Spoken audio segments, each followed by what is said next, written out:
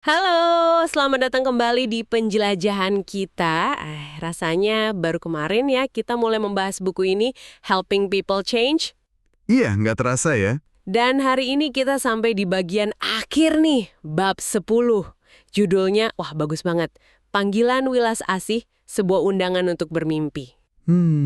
Judul yang dalam ya.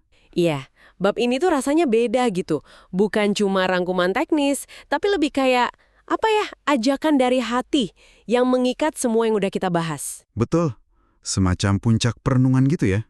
Nah, misi kita hari ini buat Anda pendengar kami adalah menyaring intisari dari bab terakhir ini. Semoga bisa jadi inspirasi atau paling nggak dorongan buat melihat interaksi kita dengan cara baru.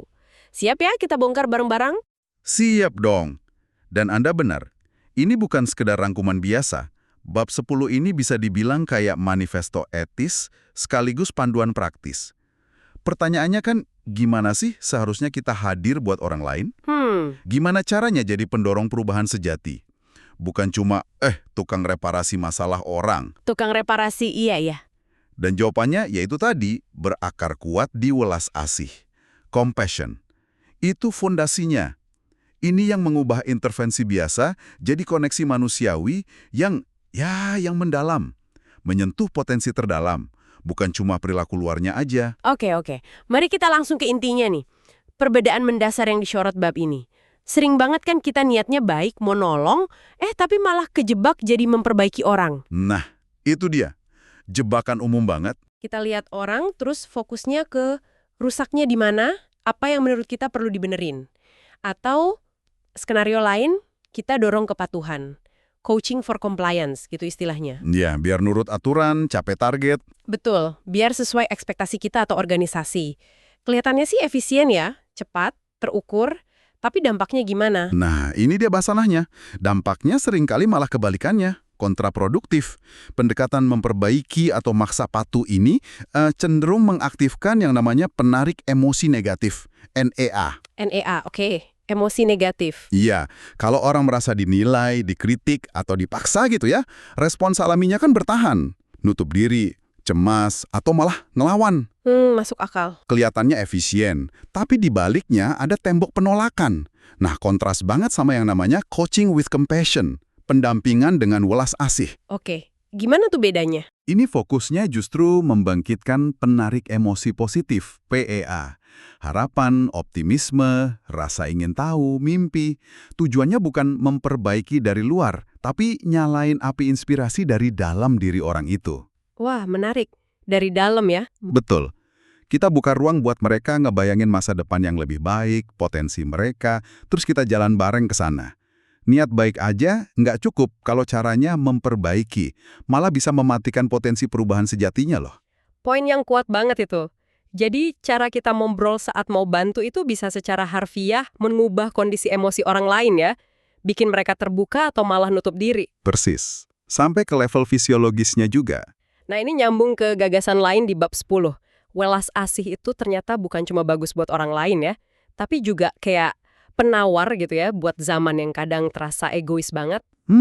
Generasi selfie istilahnya kadang ya. Iya, fokus ke orang lain lewat welas asih katanya bisa mengurangi kecenderungan defensif kita sendiri. Agak aneh ya kedengarannya. Fokus keluar kok malah bikin tenang ke dalam.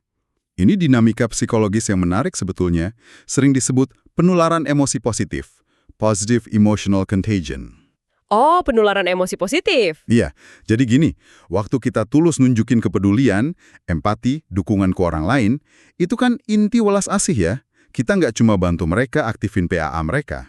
Oke. Tapi energi positif itu secara nggak sadar nular balik ke kita. Kita jadi merasa lebih terhubung, lebih bermakna. Nah, ini membangkitkan PAA dalam diri kita juga. Wah, jadi kayak siklus gitu ya? Betul. Ini memutus lingkaran defensif yang sering muncul kalau kita terlalu fokus ke ego atau ketakutan kita. Coba deh, Anda ingat lagi latihan di awal buku. Yang merenungkan siapa yang bantu kita bertumbuh itu ya? Nah, itu dia. Kemungkinan besar orang-orang itu mendekati Anda dengan welas asih kan? Bukan dengan agenda memperbaiki. Energi positif mereka lah yang nular dan bikin Anda bisa lihat potensi diri Anda. Iya, jadi nyambung semua. Welas asih itu bukan sikap pasif ya, tapi kekuatan aktif yang bikin lingkaran umpan balik positif. Persis. Dan bab 10 ini, kayak yang Anda bilang tadi, kayak penenun yang rapih gitu. Merajut lagi semua konsep kunci yang udah kita bahas. Mengikat benang merahnya. Mari kita urai beberapa benang merah utama nih. Yang pertama, jelas banget kekuatan visi pribadi dan mimpi. Bab 10 menegaskan lagi betapa pentingnya ini. Penting banget, fundamental. Mimpi atau visi pribadi ini bukan sekedar tujuan smart yang teknis loh ya. Bukan cuma checklist gitu ya? Bukan. Ini gambaran masa depan ideal yang beresonansi secara emosional, penuh makna buat orang itu. Inilah jangkar perubahan sejati. Kenapa? Ya karena visi ini secara alami membangkitkan PEA. Memberi energi ya? Betul, memberi energi, arah, alasan buat bertahan kalau lagi susah.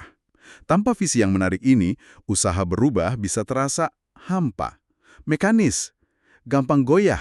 Bab 10 mengingetin kita, percakapan bantuan yang paling efektif itu seringnya dimulai dengan bantu orang terhubung lagi sama mimpinya. Visi yang menarik, bukan visi yang seharusnya. Oke, dan visi ini kan nggak berdiri sendiri ya. Ini nyambung ke pilar berikutnya, hubungan yang resonan. Pentingnya koneksi positif, saling dukung. Saya jadi ingat contoh kelompok peer coaching-nya Lori Nesmember dari bab 8. Ah iya, contoh yang bagus itu. Gimana hubungan kayak gitu jadi kunci? Hubungan yang resonan itu ibaratnya tanah subur tempat perubahan bisa tumbuh. Perubahan itu kan bikin kita rentan ya. Betul. Kita butuh rasa aman, psikologis, dukungan, pemahaman, biar berani coba hal baru, keluar dari zona nyaman. Nah, hubungan yang dibangun di atas kepercayaan, empati, harapan inti, welas asih lagi kan, itu menyediakan jaring pengaman emosionalnya. Jaring pengaman emosional, oke.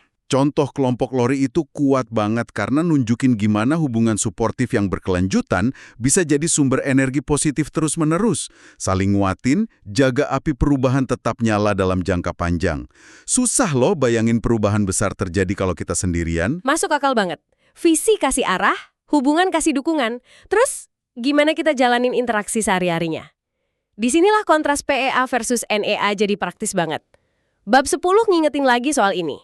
Gimana pertanyaan simpel bisa buka atau nutup pintu? Nah, ini gimana caranya? Bab 10 ngasih contoh lagi kan?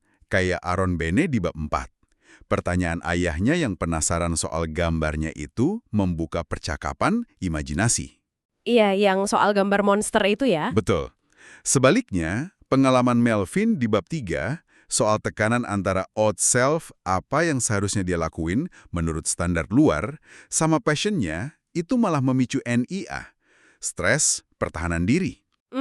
Bab 10 bahkan nyinggung koneksi ke otaknya. PEA itu terkait sama sistem saraf parasimpatis, PNS, yang nenangin, buka pikiran. Kalau NIA, aktifin sistem saraf simpatis, SNS, respons lawan atau lari. Fokus jadi sempit, jadi defensif. Wah, sampai ke level saraf ya? Iya, jadi pilihan kata kita, nada suara, jenis pertanyaan, semua itu punya dampak biologis beneran ke orang yang kita ajak bicara. Sadar akan hal ini aja udah kasih kita kekuatan besar buat lebih hati-hati kalau mau bantu orang. Ngerti dampak biologisnya bikin PNEE ini jadi lebih nyata ya, bukan cuma teori psikologi. Lalu, ada kerangka besarnya, teori perubahan intensional, ICT, bab 10 ngerangkum lagi langkah-langkahnya. Iya, siklus perubahan itu ya. Menemukan ideal self atau visi personal, pahami real self atau kondisi sekarang, susun learning agenda atau rencana belajar, lakukan eksperimen, dan didukung hubungan resonan. Contoh Ellen yang hadapi kanker di bab 6 itu benar-benar menghidupkan teori ini ya. Tepat sekali. Kisah Ellen itu nunjukin ICT bukan model akademis doang, tapi peta jalan praktis buat perubahan yang disengaja dan berkelanjutan. Bahkan di tengah kesulitan hidup yang luar biasa. Penting, siklus ini akarnya di mimpi ideal self dan butuh dukungan hubungan. Bab 10-nya Jen ini lagi sebagai pengingat bahwa perubahan yang dalam dan awet itu butuh proses terstruktur, tapi tetap fleksibel dan manusiawi. Struktur yang fleksibel, oke. Lalu ada soal timing. Nggak setiap saat pas buat bantu, pilar kelima. Momen pendampingan, coachable moments, dan kesiapan. Bab 10 nekenin lagi pentingnya peka ngenalin kapan orang terbuka dibantu dan kapan kita sendiri siap bantu. Percakapan Ellen sama putrinya soal kuliah di bab 7 itu contoh bagus ya buat momen sehari-hari ini. Kepekaan ini krusial banget. Kesiapan itu dua arah soalnya. Kita sebagai penolong perlu dalam kondisi PEA juga sendiri tenang, terbuka, penuh welas asih, biar efektif. Kita juga harus siap ya. Iya dong. Dan orang yang mau dibantu juga perlu dalam kondisi emosi yang bisa nerima.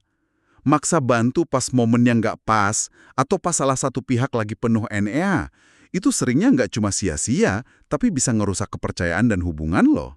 Wah, bisa bahaya juga ya. Makanya bab 10 ngingetin kita buat baca situasi emosional, baik diri sendiri maupun orang lain, sebelum coba dampingi. Jadi bukan cuma soal apa yang kita bilang, tapi kapan, gimana, dan dalam kondisi apa ya.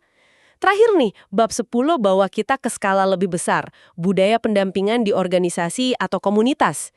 Ini bukan cuma soal satu orang, tapi gimana bangun lingkungan yang dukung pertumbuhan. 3 pendekatan dari bab 8, peer coaching, coach profesional, manajer sebagai coach, itu nunjukin ini mungkin ya? Ya, ini soal di mana kita bisa nanemin prinsip welas asih dan pendampingan ini ke dalam struktur sosial kita, tempat kerja, komunitas, bahkan keluarga. Contoh-contoh organisasi yang disebut lagi di bab 10 itu bukti kalau bikin budaya di mana orang saling dukung capai visi mereka, belajar tumbuh itu mungkin, dan manfaatnya besar. Manfaatnya buat semua ya? Betul, nggak cuma buat individu, tapi juga buat kinerja dan kesejahteraan bareng-bareng. Ini negasin kalau perubahan berkelanjutan itu seringnya butuh dukungan ekosistem, bukan cuma usaha sendiri.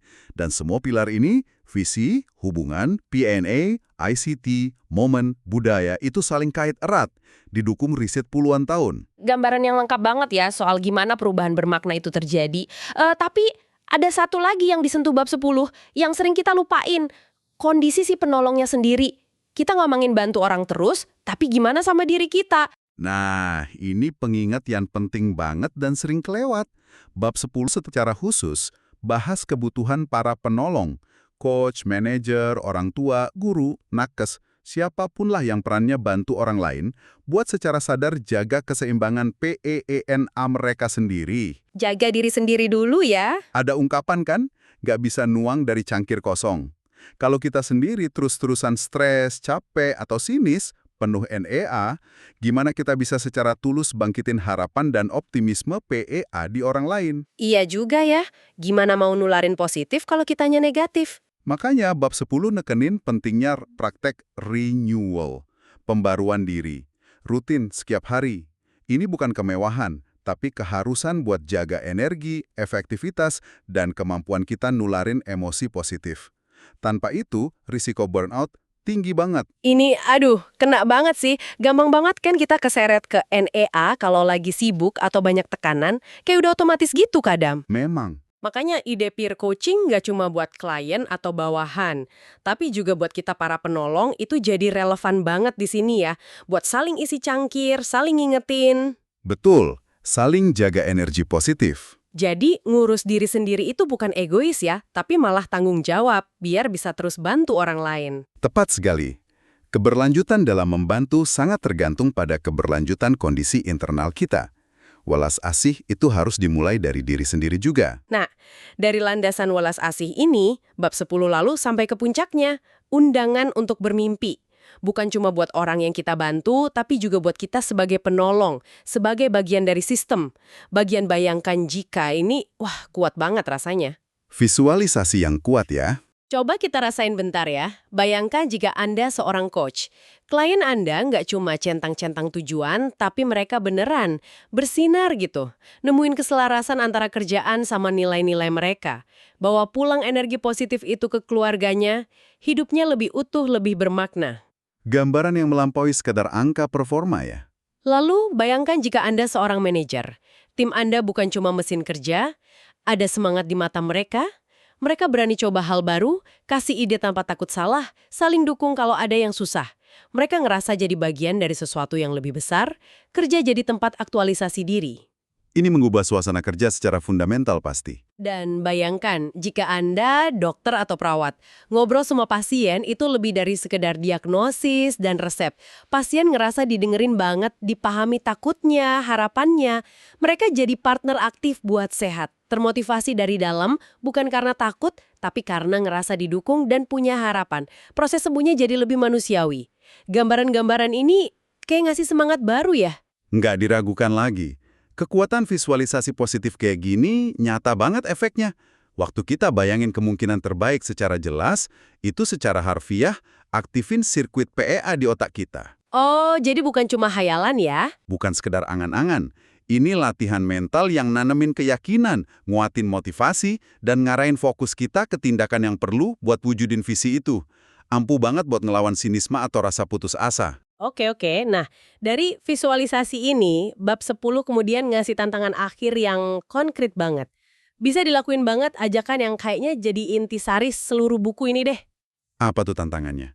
Luangkan waktu sebentar aja, mungkin 15-20 menit tiap hari, buat lakukan satu percakapan. Cuma satu. Yang tujuannya simple, bantu seseorang, bisa rekan kerja, pasangan, anak, teman, buat sejenak aja ngerasain emosi positif dan nyambung lagi sama visi atau mimpi mereka. Satu percakapan ya. Iya, bukan memperbaiki, bukan nasihatin, cuma buka ruang buat PA, satu aja cukup. Ini puncak yang indah sih. Bawa semua konsep besar tadi ke tindakan mikro sehari-hari. Kelihatannya sederhana ya, tapi potensinya, wah, luar biasa. Gimana tuh potensinya? Coba pikirin efek gelombangnya. Ripple effect. Satu percakapan penuh welas asih yang Anda lakukan hari ini bisa jadi bikin orang itu ngerasa lebih baik, lebih punya harapan. Oke. Mungkin besok dia jadi ngelakuin percakapan serupa ke orang lain lagi. Ini cara paling dasar buat mulai bangun budaya welas asih dan harapan. Satu interaksi pada satu waktu. Satu percakapan yang fokus ke PA dan mimpi, itu bisa jadi pemicu perubahan kecil yang, bergulir jadi sesuatu yang lebih besar. Wah, iya juga ya, efek berantainya itu. Penutupnya nggak cuma ngerangkum, tapi benar-benar ngajak kita jadi bagian dari solusi ya. Mulai dari obrolan kita sehari-hari, nggak nunggu perubahan besar dari luar. Betul, memulainya dari dalam percakapan kita sendiri. Nah, mengakhiri penjelajahan kita di bab terakhir yang penuh harapan ini, mungkin ada baiknya kita bawa pulang satu pertanyaan buat direnungkan. Terinspirasi dari ajakan tadi, Boleh banget, pertanyaan apa tuh? orang, dampak terkecil apa sekecil apapun itu yang paling Anda harapkan bisa terjadi. Baik buat orang yang Anda ajak bicara, maupun buat diri Anda sendiri setelah ngobrol itu. Pertanyaan reflektif yang bagus banget buat dibawa pulang. Terima kasih banyak sudah nemenin kami menyelami bab 10 buku Helping People Change ini. Semoga obrolan kita hari ini nggak cuma ngasih pemahaman ya, tapi juga sedikit kehangatan welas asih dan keberanian buat terus bermimpi dan bantu orang lain melakukan hal yang sama. Satu percakapan pada satu waktu. Amin. Sampai jumpa di kesempatan berikutnya.